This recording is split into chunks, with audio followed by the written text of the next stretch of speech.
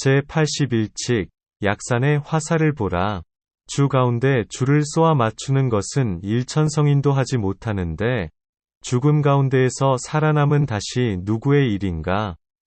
본칙. 한 스님이 약산 스님에게 물었다. 드넓은 평원의 주들과 사슴들이 무리를 이루고 있는데 어떻게 하면 주 가운데 줄을 쏘아 맞출 수 있겠습니까? 화살을 보라. 스님은 몸을 던지며 곧장 거꾸러졌다. 약산 스님이 말했다. 시자야, 이 죽은 자를 끌어내라. 이 스님이 곧장 갔다. 약산 스님이 말했다. 진흙 덩어리를 가지고 노는 자에게 어찌 끝이 있을 것인가? 설두 스님은 이것을 염하여 말했다. 3걸음까지는 살았다고 해도 5걸음에는 반드시 죽는다.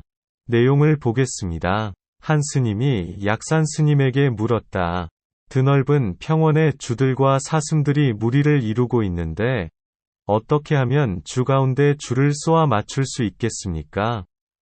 주란 글자 그대로 사슴무리를 이끄는 무리의 대장을 뜻합니다.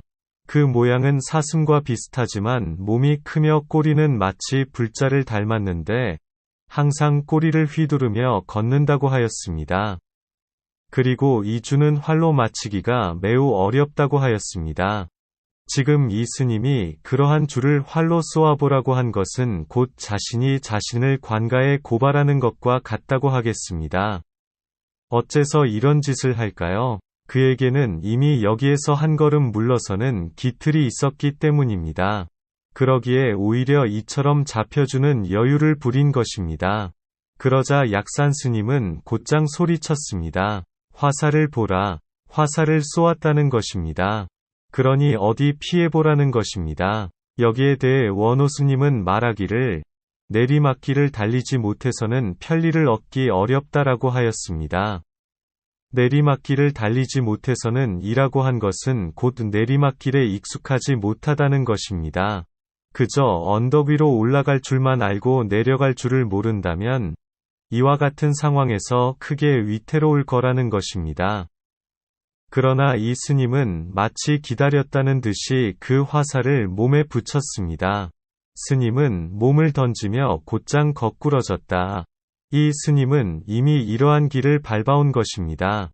그는 지금 자신이 충분히 저 죽은 자리에 머물러 있었다고 말하고 있는 것입니다.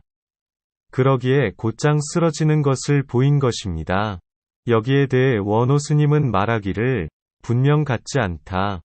한 차례 죽어서는 다시 살아나지 못하리라. 이 정혼을 희롱하는 자야라고 하였습니다. 분명 같지 않다라고 한 것은 비슷하기는 비슷하지만 같지는 않다는 것입니다.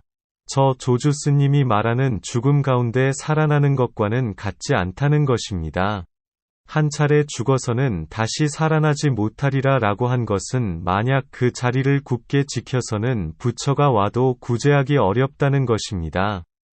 그것은 마치 술에 만취하여 사람을 알아보지 못하는 것과 같기 때문입니다. 여기에 대해 원호 스님은 정혼을 가지고 노는 자라고 말하고 있습니다. 그것은 여전히 풀속을 벗어난 것이 아니라는 것입니다. 약산 스님이 말했다. 시자야, 이 죽은 자를 끌어내라. 몸소 그러한 길을 지나오지 않았다면 어찌 이런 말을 할 수 있었을 것인가? 죽은 자라고 한 것은 그가 아직 탁함 가운데 맑음을 가려내지 못했다는 것입니다. 비슷하기는 하지만 여전히 묘체가 나타나지 않았다는 것입니다. 저 스님은 벌떡 일어나서 달려갔습니다. 이 스님이 곧장 갔다. 이것은 마치 머리를 들고 뿔을 세우는 것과 같습니다. 매우 비슷합니다. 그렇지만 거기에서 더 이상 나아가지를 못하였습니다. 그저 용두사미가 되고 만 것입니다.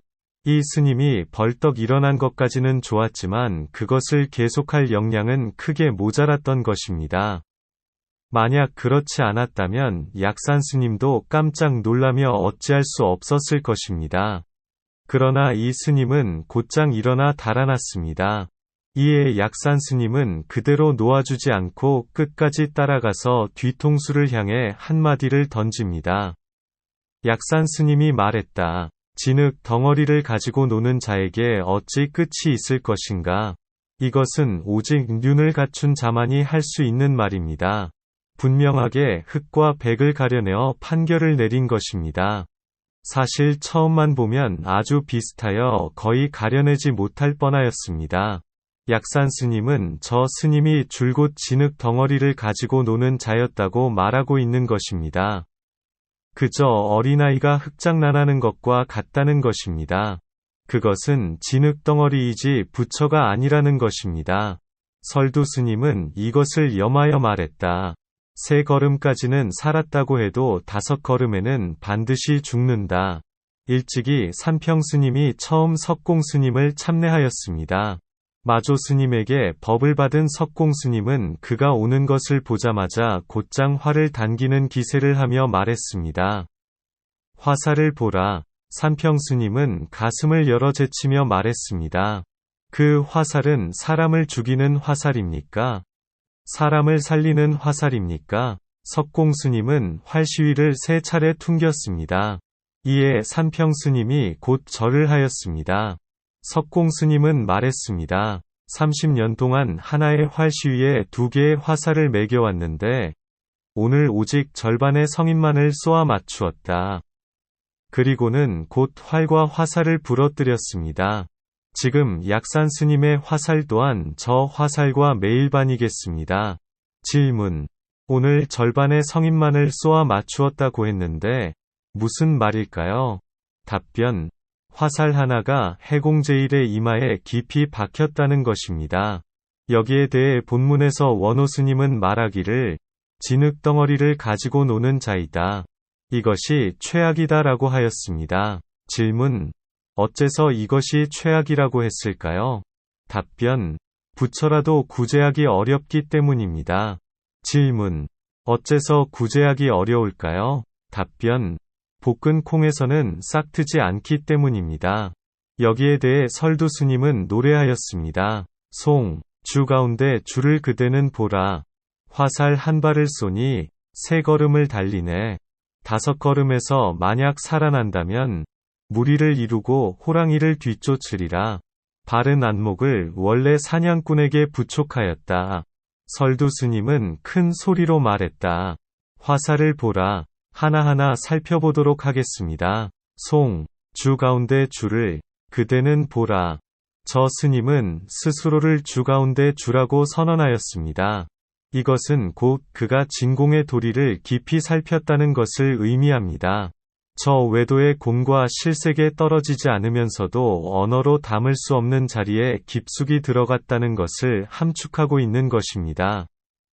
지금 설두 스님은 저 스님이 어떤 경계에 서 있는지를 잘 살펴보라고 말하고 있습니다. 그가 지금 그러한 자리에서 문득 고개를 들고 뿔을 세웠다는 것입니다. 그렇지만 약산 스님은 곧장 알아차렸습니다. 진흙덩어리는 진흙덩어리이고 부처는 부처라는 것입니다. 화살 한 발을 쏘니 만약 약산 스님이 아니었다면 어찌 그것을 간파할 수 있었을 것인가? 일찍이 저기에서 몸을 돌리지 않았다면 지금에 이르러 어찌할 수 없었을 것입니다. 3걸음을 달리네. 저 스님은 다시 일어나서 달려갔습니다. 그는 어떤 힘으로 달려갔을까요? 여기에 대해 원호 스님은 말하기를 활발발지에서 그저 3걸음을 하고는 죽은 지 오래이다라고 하였습니다. 허다한 자들이 고향을 떠나서는 온갖 역경을 겪다가 결국 죽고 말았다는 것입니다. 다시 살아나지 못했다는 것입니다. 3걸음을 하고는 이라고 한 것은 방편적인 가르침을 따라서 길을 가는 것을 말합니다. 5걸음에서 만약 살아난다면, 5걸음에서 만약 살아난다면 이라고 한 것은 그가 4번째 걸음에서 구덩이에 떨어지지 않고 호련히 관 속에서 2눈을 번쩍 뜨는 것을 말합니다. 무리를 이루고 호랑이를 뒤쫓으리라. 여기에서 무리란 곧 저 대승보살의 무리를 가리킵니다. 이들은 이미 저마다만큼의 일승법을 갖추고 있는 자들입니다. 호랑이를 뒤쫓으리라 라고 한 것은 뒤로 물러나지 않을 뿐 아니라 사람의 말에 속지도 않는다는 것입니다. 번부의 가르침, 2승, 3승의 가르침에 속지 않는다는 것입니다. 나아가 저 호랑이의 편팔을 만나면 반드시 후려치고 무찌른다는 것입니다. 바른 안목을 원래 사냥꾼에게 부촉하였다. 바른 안목이라고 한 것은 곧 불법에 대해 분명한 사리를 얻었다는 것입니다. 사냥꾼에게 부촉하였다라고 한 것은 약산 스님이 바른 안목을 갖추었다는 것을 인정한다는 것입니다. 설두 스님은 큰 소리로 말했다. 화살을 보라. 여기에 이르러서는 반드시 죽어야 한다는 것입니다. 앞으로 나아가지 말고 반드시 뒤로 물러나야 한다는 것입니다. 저 뇌후에서 화살을 뽑아내야 한다는 것입니다. 누가 저 화살을 보아야 할까요? 사량분별을 떠난 자리를 굳게 지키고 무심을 입에 올려도 여전히 사정거리 안에 있음을 어찌할 것인가? 살피고 살펴야 합니다.